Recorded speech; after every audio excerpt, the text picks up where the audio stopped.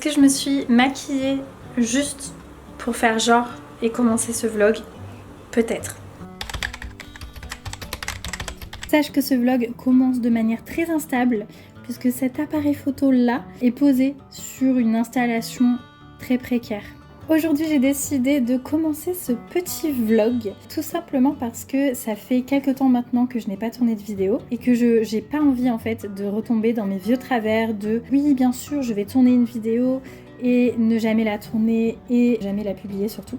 Donc je me suis dit que c'était le moment de le faire. Ces derniers temps ça a été un peu compliqué, que ce soit mentalement, artistiquement, sur ma confiance, sur ma vie personnelle et autres joies de la vie d'adulte. Et il faut le dire, j'ai quand même beaucoup perdu confiance en moi. J'ai du mal à sortir la tête de l'eau et je me suis dit que c'était plus possible. Voilà, je me suis dit quoi de mieux qu'un vlog shooting. Je ne fais que répéter à longueur de temps, que à tout le monde d'ailleurs, que ce soit à mes clients ou à ma famille, à mes amis, que la photographie c'est un excellent moyen de reprendre confiance en soi, en son corps, sa sensualité, etc. Et comme on dit, les cordonniers sont souvent les plus mal chaussés et en fait je me suis un peu laissée embrigadée dans tout cet état d'esprit un peu mauvais, à me dire que je ne me sentais pas bien dans mon corps, que j'avais pris du poids, que j'étais pas assez jolie, etc., etc. Alors que je fais que répéter à tout le monde, prenez des photos et vous verrez que ça fait un bien fou à l'estime. Donc voilà, je me suis dit que c'était le bon moment de te faire ce vlog, déjà pour te montrer un peu l'envers du décor d'un shooting autoportrait et en même temps un peu comme témoin de l'effet que peut avoir un shooting sur soi. Et je pense que ça peut être intéressant pour toi, surtout si tu hésites justement à faire toi-même des autoportraits, si tu es aussi dans une phase un peu compliquée sur la confiance, l'estime, etc. Je pense que ça peut être une bonne idée de te montrer ça. Donc je sais que ça va être un shoot intimiste. Généralement, je le fais vraiment au feeling. J'ai parfois des thématiques où je prépare des moodboards, où je fais des recherches un peu sur Pinterest, etc. Là clairement c'est pas le cas et donc on va improviser ensemble pour cette séance et je t'embarque du coup avec moi, on va essayer de faire ça et je te reprends du coup pour la séance et je te reprends ensuite en face cam. Me voilà de retour. Ce que je fais c'est que je connecte mon appareil photo du coup à mon portable pour pouvoir prendre les photos à distance et ce qui est pas mal c'est que je peux du coup changer aussi tout ce qui est réglage de lumière directement sur mon écran et voir le résultat et ça c'est chouette. On n'est pas ouf au niveau de la lumière. Du coup c'est ça le gros de l'autoportrait et de regarder un peu au niveau de la lumière etc si ça va. Là pour le coup c'est pas génial, il faudrait que je déplace l'appareil photo plus de ce côté là pour avoir en fait la lumière de ma fenêtre qui soit un peu plus flatteuse on va dire. Donc on va essayer de faire ça de suite.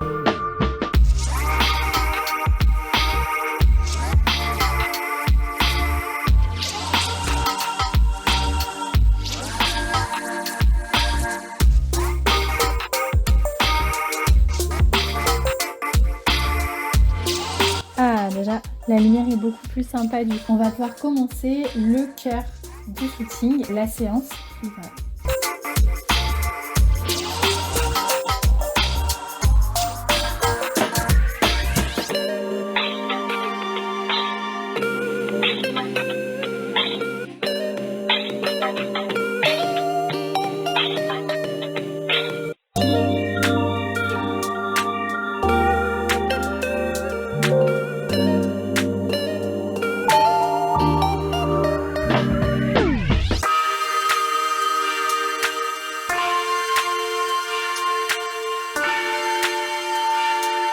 Ok, donc je te reprends juste après le shooting. Actuellement, je me sens plutôt bien. Après 1 heure du coup de shooting, je vais récupérer les photos de mon appareil. Je vais les mettre sur mon ordinateur, regarder un peu, faire le tri. Les photos qui peuvent être chouettes, les photos qui sont ratées parce qu'il y en a toujours. Faire un gros tri et commencer la retouche.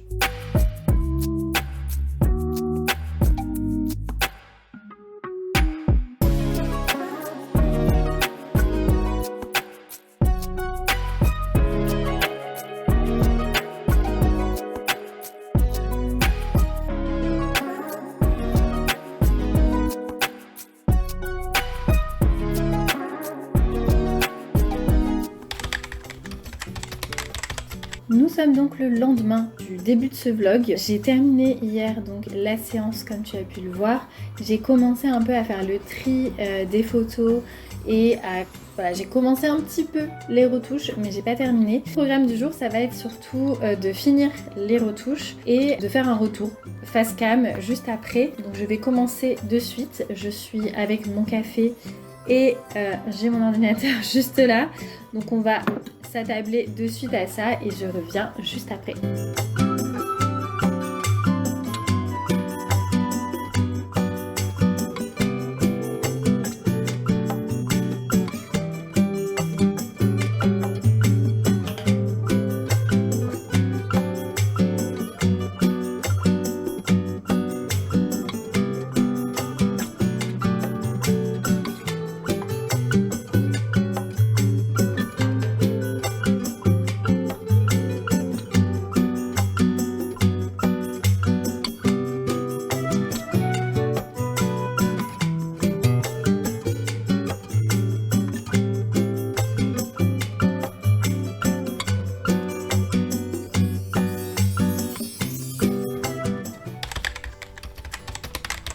Me voilà de retour, on est le surlendemain du shooting. Voilà, j'ai pu faire tout le tri des photos, j'ai pu finir de retoucher toute la séance. Je voulais aussi parler de mon état d'esprit là, 2 jours après mon shooting. Je peux vraiment affirmer que ça fait du bien et qu'en fait de prendre ce temps-là pour soi et de prendre un temps pour essayer de se sentir mieux dans sa peau, bah, c'est toujours bénéfique et c'est un pas de plus vers la confiance qu'on veut atteindre. Là, ce que j'ai fait, tu le verras du coup dans les photos finales, mais ce shooting là c'était surtout un shooting pour recommencer un petit peu à me réapproprier mon image et je le fais par étapes. Faut voir une séance photo surtout intimiste, pas comme obligé de faire des photos complètement nues. C'est pas forcément le but, alors ça peut l'être si on se sent à l'aise et qu'on a envie de faire cette démarche pour nous. Là pour le coup c'est pas du tout le cas. J'ai fait une séance plutôt centrée sur mon visage, tout simplement parce que en ce moment je ne me sens pas assez à l'aise pour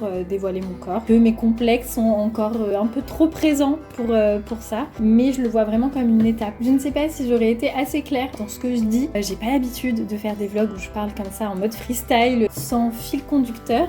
Du coup j'ai mes pensées qui vont un peu dans tous les sens, mais j'espère que ce sera été assez compréhensible quand même. Tout ça pour dire que faire des photos pour reprendre confiance en soi, c'est toujours chouette, c'est toujours important de se voir d'un œil différent, de se mettre en scène, parce qu'en fait on se met un peu dans la peau de quelqu'un d'autre, dans la peau de celle qu'on rêverait de devenir, celle qu'on est en fait intérieurement mais qu'on n'ose pas dévoiler, et c'est vraiment libérateur. Il y a vraiment ce côté libérateur, je trouve, de se mettre dans la peau le temps d'une séance de cette personne qu'on rêve de devenir et de voir en fait que elle est pas si loin de nous finalement, et que la seule chose qui nous différencie de la personne qu'on rêve de devenir, de la femme sûre d'elle, qui se sent puissante, sexy, etc.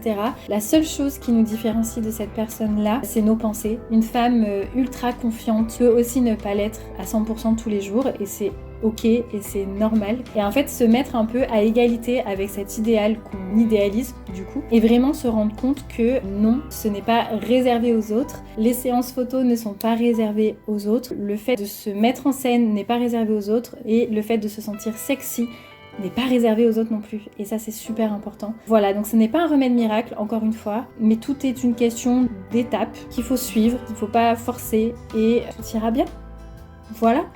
Bref, je vais arrêter de blablater parce que je sens que j'ai l'impression de partir dans tous les sens et que ça n'a plus vraiment de cohérence. Donc voilà, j'espère que ça aura eu un peu de sens en tout cas. Et si c'est le cas, si ça t'a plu, n'hésite surtout pas à liker la vidéo et aussi à t'abonner, parce que je compte à l'avenir faire des petites vidéos un peu sous forme de guide, des astuces, des conseils sur la lumière, sur comment composer une photo, comment gérer son storytelling, bref, ce genre de petites choses. J'ai vraiment envie d'en faire une série de vidéos, donc n'hésite pas à t'abonner, ça va arriver bientôt, très vite j'espère. Et en attendant, n'hésite pas non plus à me laisser un commentaire pour me dire ce que tu as pensé de cette vidéo, pour me partager ta pensée sur l'autoportrait ou sur la confiance en soi. Donc n'hésite surtout pas à me dire ça en commentaire, je serais vraiment ravie de te lire et d'échanger avec toi. Et en attendant, je te retrouve très vite pour de nouvelles vidéos. Bye!